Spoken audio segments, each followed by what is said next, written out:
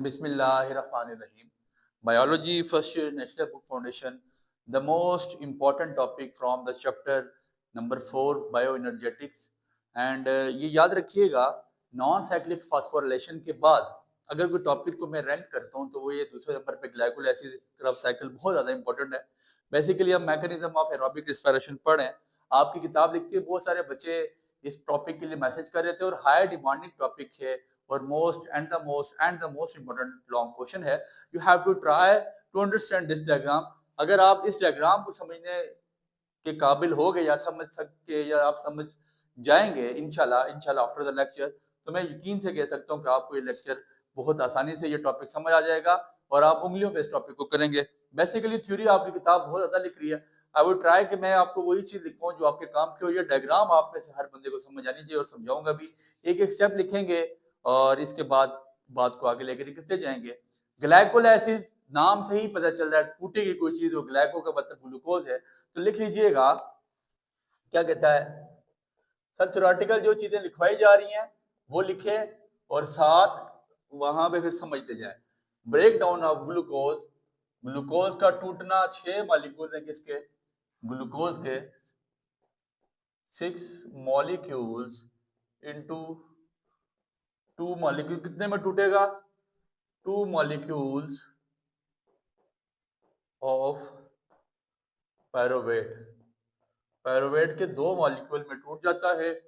3 carbon, कितने carbon है जी, pyruvate में आपको पता है 3 कार्बन होते हैं। Break down of glucose 6 carbon molecule, C लिख लिया, into 2 molecules of pyruvate 3 carbon and a net gain, और निकलेगा क्या, हासिल क्या होना है at the end, and the net gain of 2 ATP molecule, क्या निकलना है, 2 एटीपी के मॉलिक्यूल निकलने हैं। एटीपी के बारे में पता है, N2NADPH।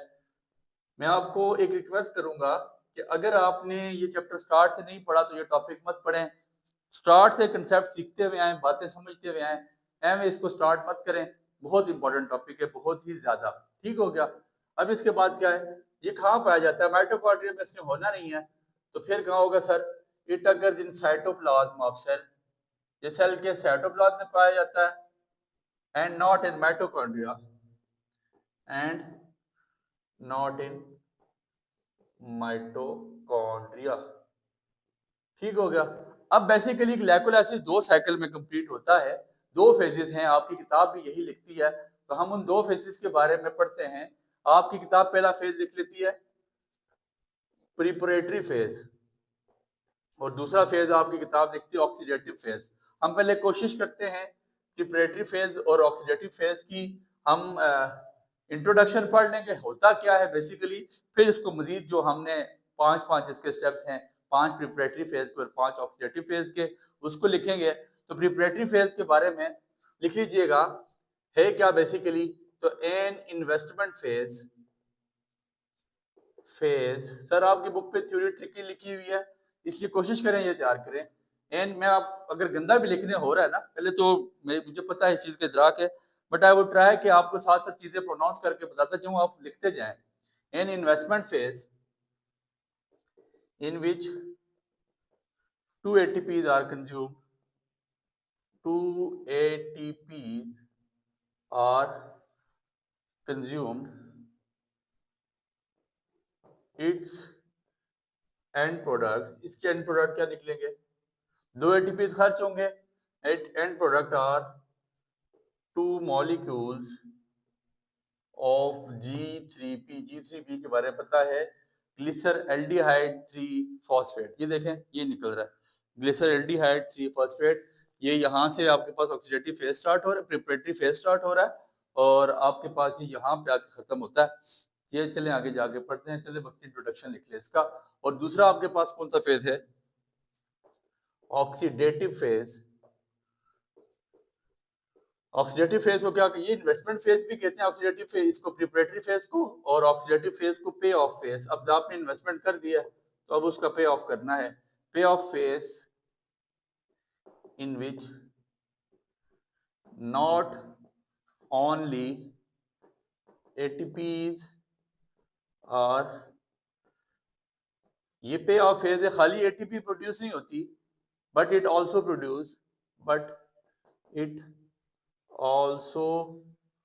Produce NADH। बच्चे थ्योरेटिकल टॉपिक है, थोड़ा सा लेंथी होगा, कोशिश कीजिए बातों को साथ साथ समझें। अब हम मेन इसके स्टेप्स की तरफ आ रहे हैं। 5 स्टेप्स जो हमारे पास ऑक्सीडेटिव फेज के हैं और 5 प्रिपरेटरी फेज के हैं, उसको लिखने जा रहा हूँ। थ्योरेटिकल बातें बच्चा अक्सर पूछता है, सर बुक पे बड़ी थ्योरी लिखी हुई है, तो सर आपको जो लिखवा रहा हूँ आप अल्लाह का नाम लेके यही लिखें, किसी ने नंबर काटे उसको मेरा नंबर दे दीजिएगा, ठीक है। तो ये आपने यहाँ तक इसलिए अब बातों को हमने जल्दी ही प्रिसाइज करना है, तो हम कोशिश करते हैं इस सारे को इरेज करें। और अब आपको लिखवाया क्या जाएगा, अब आपको लिखवाया जा रहा है आपका पहला फेज, और आपको डायग्राम की मदद से समझाया भी जाएगा। The first phase of glycolysis is preparatory phase. Preparatory phase की हेडिंग दीजिए। आपको पता है प्रिपरेटरी फेज होता क्या है, इन्वेस्टमेंट फेज।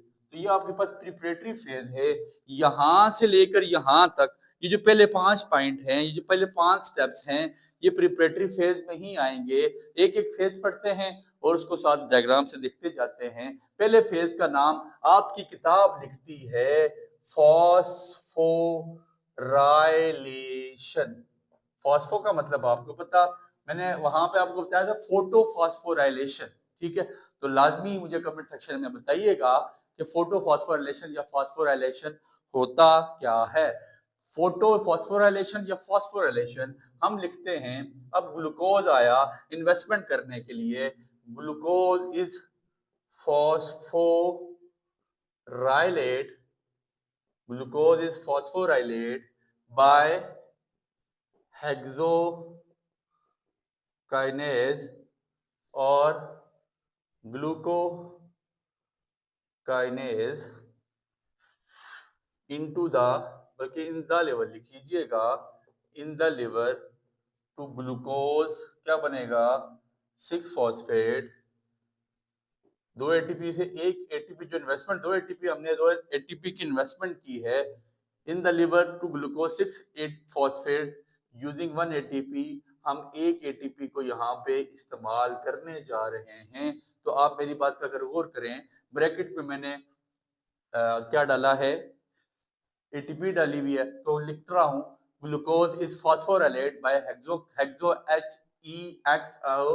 हेक्सोकाइनेज और glucokinase in the liver to glucose 6 phosphate. ये देखिएगा पहले स्टेप पे मेरे पास क्या चीज बन चुकी है, ग्लूकोज 6 फॉस्फेट। नंबर तब मिलेंगे बच्चे ये डायग्राम बनेगी, इस डायग्राम के बगैर कुछ कख नंबर भी कोई आपको नहीं देगा, और थ्योरी के तो सर इसमें नंबर तो है ही नहीं है। और कोशिश करें कि जैसे लिखवाया जा रहा है वैसे ही इसको प्रेजेंट करें, तो मैं आपको वसूख से कह सकता हूँ अल्लाह के हुक्म से इंशाल्लाह आप इसमें पूरे नंबर लेंगे। पहला स्टेप मुकम्मल हुआ, ग्लूकोज 6 फॉस्फेट बन चुका।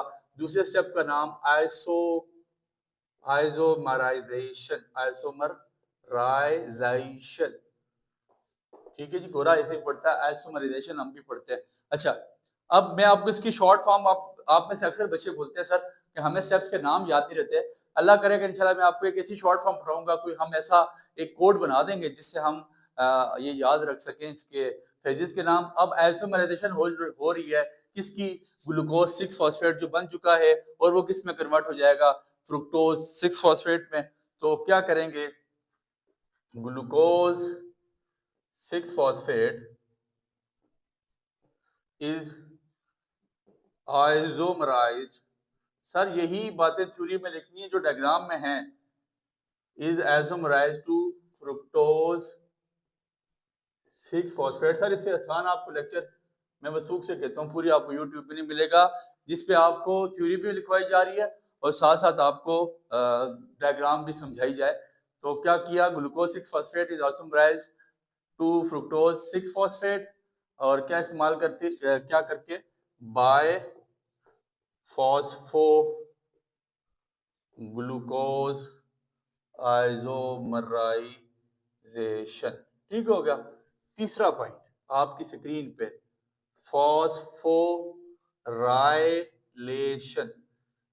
पहला पॉइंट हमारे पास फॉस्फोराइलेशन, दूसरा पॉइंट आइसोमराइजेशन, फॉस्फोराइलेशन हुई ग्लूकोज 6 फॉस्फेट बना, आइसोमराइजेशन हुई फ्रुक्टोज 6 फॉस्फेट बना, फिर दोबारा फॉस्फोराइलेशन हुई फोटो पी का मतलब फॉस्फो, तो फोटो हो रही है, लाइट पड़ रही है कहीं ना कहीं, तो हम किस पर जाएंगे, फ्रुक्टोज 1,6 बाय बिसफॉस्फोलेट। ठीक हो गया, तो हम लिख सकते हैं, क्या लिख सकते हैं सर, फ्रुक्टोज 6 फॉस्फेट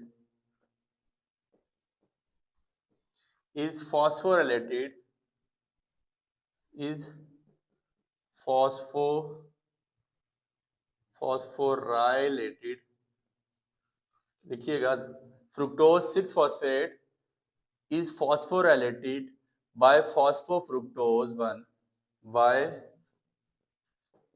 phosphofructose 1, मैं कोशिश करूं साफ लिखूं बच्चे, by phosphofructose 1 बाय फॉस्फोफ्रुक्टोज ना लिखें, आपने ऊपर इस्तेमाल भी किया है, by phosphofructonase, fructokinase, by phosphofructokinase 1 to fructose 1,6 bisphosphate using second ATP, दूसरे एटीपी को इस्तेमाल करते हुए। देखें हमने यहाँ पे ये बाहर की साइड जो औरब बन रहा है, इसका मतलब है कि हमने इस्तेमाल कर दिया, पहला एटीपी इस्तेमाल किया ग्लूकोज 6 फॉस्फेट बना, दूसरे एटीपी इस्तेमाल किया तो फ्रुक्टोज 1,6 बिसफॉस्फेट बन जाएगा। 3 स्टेप हमारे पास मुकम्मल हुए, कौन से फेज के, प्रिपरेटरी फेज के, पहला फॉस्फोराइलेशन, दूसरा आइसोमराइजेशन, तीसरा फिर फॉस्फोराइलेशन, चौथा क्या है आपके पास, splitting, SPLITTING, splitting. Aldolase,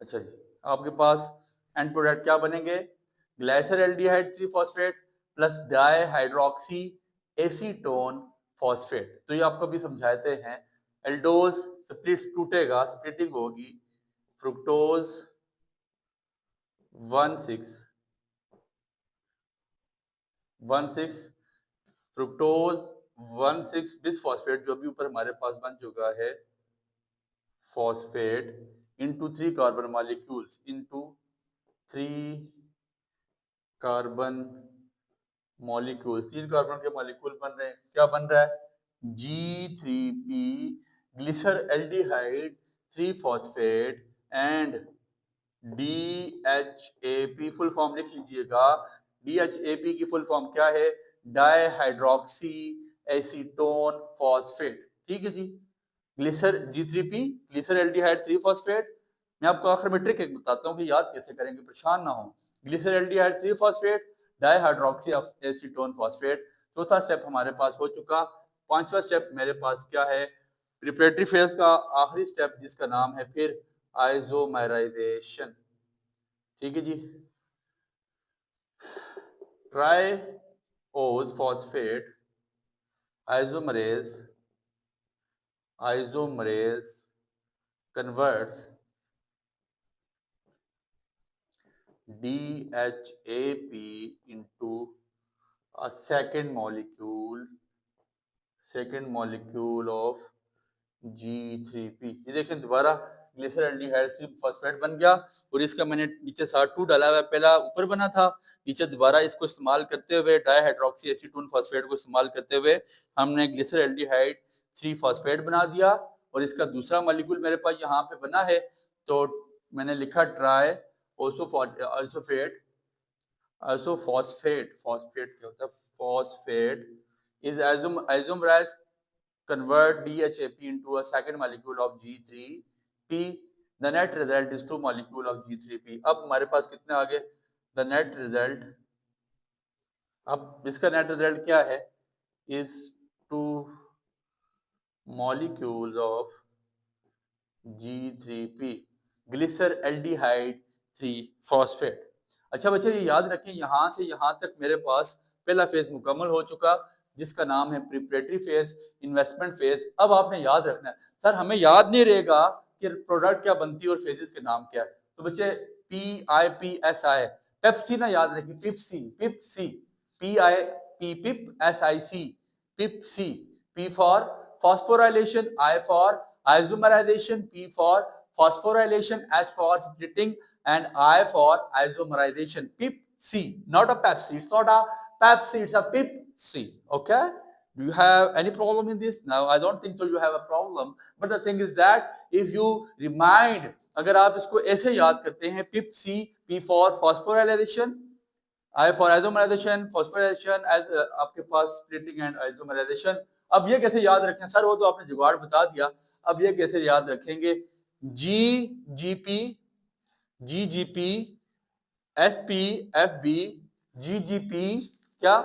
GGP glucose टूटा, GGP, FP, FP, ठीक है जी. फिर FB, FB, FP, FB, ठीक है. वो 1-6 आप कोड याद कर लीजिएगा. GP, DP, GP, DP और वापस फिर GP. समझ आ गई बात की? यहां तक आप बआसानी इसको तैयार कर लेंगे. जो आपके पास पहला फेज था प्रिपरेटरी फेज, तो थ्योरेटिकल बातें इतनी ही इनफ है. पिप्सी याद रखें, pipsi, PIP, pip, SIC, pipsi. You have to take the screenshot and I would like to erase it. मैं इसको इरेज करना चाह रहा हूँ और इंशाल्लाह अगला फेज लिखवाने जा रहा हूँ जो मेरे पास ऑक्सीडेटिव फेज है. सर जिस तरह प्रेजेंट करवा रहा हूँ आपकी किताब से आसान भी है और शॉर्ट भी है. डायग्राम समझा भी रहा हूँ, डायग्राम समझ आ भी रही होगी, और साथ साथ आपको ट्रिक्स भी बता रहा हूँ, जो ट्रिक्स आपने याद रखनी है और आपका माइंड जिनको एक्सेप्ट कर लेगा. बाकी ये चीजें आपको क्या लगा कि G3P क्या है? बहुत सारी ऐसी चीजें हैं जो इंसानी दिमाग एक्सेप्ट नहीं करा. इसलिए कोशिश करें जिस तरह कोडिंग में समझाया जा रहा है, यू हैव टू ट्राई, इसी तरह कोशिश समझने की कोशिश करें. देखें अभी तक 17 मिनट गुजर चुके हैं और लेक्चर ऑलरेडी है ही लेंथी. अब मैं क्या कर सकता हूँ, बट बात जब तक समझ नहीं आएगी तब तक बहुत मुश्किल है. देखें ऐसे भी हो सकता है मैं सारी थ्योरी पहले प्रेजेंट कर दिया करूँ, फिर आपको समझा दिया करूँ, बट फिर उसमें जो है कि उसमें हमारा टाइम भी बच सकता है. बट कुछ लोग बोलते हैं सर आप साथ साथ लिखा भी करें, तो इसलिए आपके पास जो दूसरा फेज है उसका नाम है पे ऑफ फेज. अब ले दे के बात चलेगी. ये यहां से यहां तक कौन सा फेज चला? Preparatory phase. अब आपके पास ऑक्सीडेटिव फेज है जो जिसको हम पे ऑफ फेज कहते हैं, वो यहां से यहां तक होगा. मैंने इसीलिए एरो डाला. आप मेरे पास जगह कम थी, आपने पूरे पेज पे इसको वर्टिकल इसके डायग्राम बनानी है, ठीक है. फिर आपके पास डिहाइड्रोजिनेशन. अब बस कहीं नजर आ रहा है आपको? डी का मतलब रिमूवल, हाइड्रोजिनेशन मतलब निकल लग जाएंगे. रिमूवल जो एडिशन हुई हुई हाइड्रोजन की उसको निकालेंगे, डी करेंगे, रिमूव करेंगे. वो आपको नजर आ रही है, एरो बनाए हुए मैंने. यहाँ से देखें NADP, NADH और H मैंने फिर साइड पे कर रहा हूँ. अब क्या होगा? G3P, यहाँ से लिखें बल्कि G3P इज ऑक्सीडाइज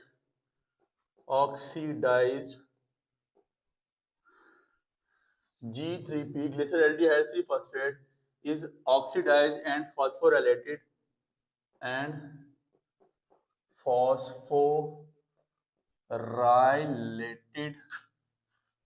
by, बल्कि यहीं लिखते हैं, by glyceraldehyde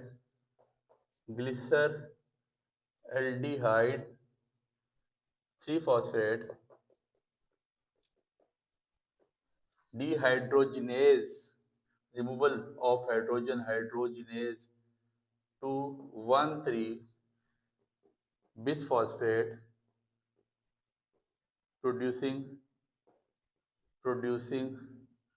2NADH total, ठीक है. 1,3-bis फॉस्फोग्लिसरेट बन रहा है और 2 NADH के मॉलिक्यूल यहाँ पे अलग हो रहे हैं. फिर इसके बाद 7वां फेज. कोशिश करते जल्दी लिखें, लेक्चर लेंथी होता जा रहा है. लेक्चर लेंथी देख के हम में से अक्सर लोग यही कोशिश करते हैं यार इसको कौन सुनेगा, बहुत लेंथी है.